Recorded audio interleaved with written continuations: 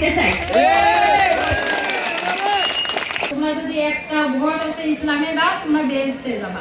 তাহলে আমরা সারা জীবন যে নামাজ পড়েছি এগুলো কি হলো? একটা গোষ্ঠী বাংলাদেশে মত সৃষ্টি করেছে। তারা দেখেছে রবিউল ইসলাম নয়ন স্বৈরাচার শেখ হাসিনার বিরুদ্ধে যেরকম লড়াই সংগ্রাম করে গিয়েছে, রাজপথের দামানলের মতো জ্বলে উঠেছে। এই নয়নকে যদি থামানো না যায় তাহলে আমাদের জন্য বিপদ আছে। রবিউল ইসলাম নয়ন ভাইয়ের কথা না বললে নয়, যিনি মাগুরা 2 আসনের বড় মানুষের নেতা, মানবতার ফেরিওয়ালা। আসলে বাস্তবতা আগে অনেক নেতার মুখে অনেক কিছু শুনেছি। এই নেতাকে না দেখলে আমরা বুঝতে পারতাম না যে আসলে এই নেতা কেমন হয়। নেতা এমন একটা নেতার প্রয়োজন আমাদের মাগুরা 2 আসনে, যে নেতা নিজের চিন্তা করে না, যে নেতা নিজের ফ্যামিলির চিন্তা করে না, যে নেতা চিন্তা করে মাগুরা 2 আসনের মানুষের কথা, যে নেতা চিন্তা করে মাগুরা 2 আসনের মানুষের চিন্তা, যে নেতা ভাবে যে মাগুরা 2 আসনের পরিবার কে কি করতেছে, কে কোথায় আছে, কেমন আছে। এর জন্য বলা হয়েছে মাগুরায় 2 আসনের মানবতার ফেরিওয়ালা সেই রবিউল ইসলাম নয়ন ভাই। আমার বোন বলে গিয়েছেন সততা এবং সাহস নিয়ে পথ চলার জন্য। আমি সবসময় একটা জিনিস চিন্তা করেছি, আমি যখন ছোট ছিলাম, মক্তবে পড়তাম, তখন আল্লাহর কাছে বলতাম, আল্লাহ তুমি যদি দ্বীনের জন্য, ইসলামের জন্য আমাকে কবুল করো, তাহলে আল্লাহ আমি জীবন দিতেও পারি, জীবন নিতেও পারি। জীবন দিতে পারি কি জন্য? দ্বীনের জন্য। দ্বীন হচ্ছে ইসলাম। আমার আল্লাহ রাসূলের জন্য আমার জীবন দিতে ছোট থেকে এই পর্যন্ত আমার জন্য 1 সেকেন্ড ভাবার সময় নেই। আমার মা আমাকে গুলি করে যখন পুলিশ মৃত ভেবে হসপিটাল ফেলে রেখে গিয়েছে, পোস্টমর্টম করেছে, তখন এই যে যত ভাই দেখতেছেন, বন্ধু দেখতেছেন, আত্মীয় দেখতেছেন, স্বজন দেখতেছেন, আমি কাউকে পাই নাই, কিন্তু আমার মা 1 মিনিটের জন্য আমাকে ছেড়ে যায় নাই। 1 মিনিটের জন্য যায় নাই। অত্যন্ত দুঃখের বিষয়, আমাকে যখন পুলিশ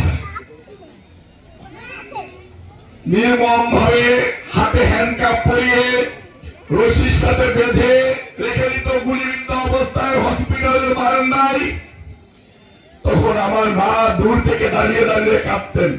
আমি আপনাদেরকে আমার মা বলেছি, আপনারা কি আমার পাশ ছেড়ে যাবেন? একটু বলেন তো, যাবেন কিনা? এতগুলা মা যদি কোন সন্তানের পাশে থাকে, তাহলে কি ওই সন্তান আর কাউকে ভয় পায়? পৃথিবীর কোন শক্তি আছে রবিউল ইসলাম নয়নকে থামিয়ে রাখে? থাকে না। আমি সৎ পথে উপার্জন করে থাকতে চাই। একটা গোষ্ঠী বাংলাদেশে মত সৃষ্টি করেছে। তারা দেখেছে রবিউল ইসলাম নয়ন স্বৈরাচার শেখ হাসিনার বিরুদ্ধে যেরকম লড়াই সংগ্রাম করে গিয়েছে, রাজপথের দামানলের মতো জ্বলে উঠেছে। এই নয়নকে যদি থামানো না যায় তাহলে আমাদের জন্য বিপদ আছে। তারা অনলাইনে মত সৃষ্টি করেছে, রবিউল ইসলাম নয়নের গায়ে কলঙ্ক দিতে চেয়েছে, রবিউল ইসলাম নয়নকে মিথ্যা প্রোপাগান্ডা দিয়ে চালাবাজ হিসেবে এস্টাবলিশ করতে চেয়েছে।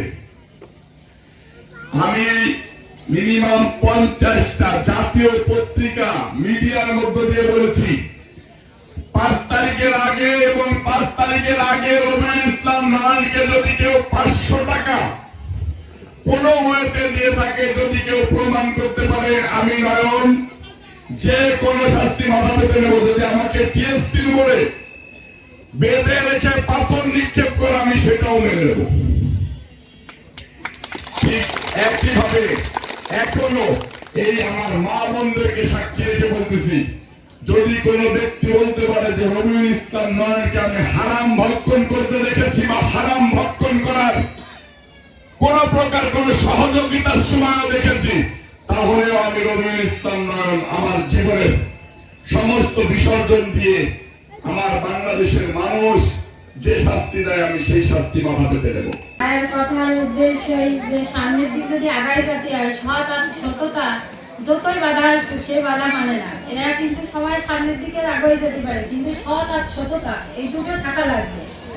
আর পিছনে যে যায় কোনো টাকা চিন্তা করা যায়, ওই পিছের দিকে আগায় যেতে হবে না। কাদা মানুষ ছড়বে, যার কাজ সে ছড়বে, কিন্তু আমি যদি কাদার দিক তাকাতে যাই আমি কিন্তু পিছিয়ে পড়ে যাবো। আমার লক্ষ্য আগে। আমরা যখন নামাজ পড়তে যাই আমরা কিন্তু পশ্চিম দিকে এক ধরনের নামাজ পড়ি, পিছনে কে আছে আমরা দেখি না, সে যাই হয়ে যাক, কিন্তু আমাদের যে কাজটা মূলত আমরা যে জিনিসটার দিক আগাচ্ছি আমাদের কাজটাও কিন্তু তার।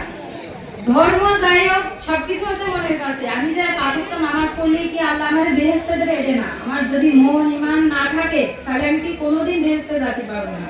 এখানে হচ্ছে যে এই যে কথা বলা হয় যে তোমরা যদি একটা ভোট আছে ইসলামে দাও তোমরা বেহেশতে যাবা, তাহলে আমরা সারা জীবনে নামাজ পড়েছি এগুলো কি হলো?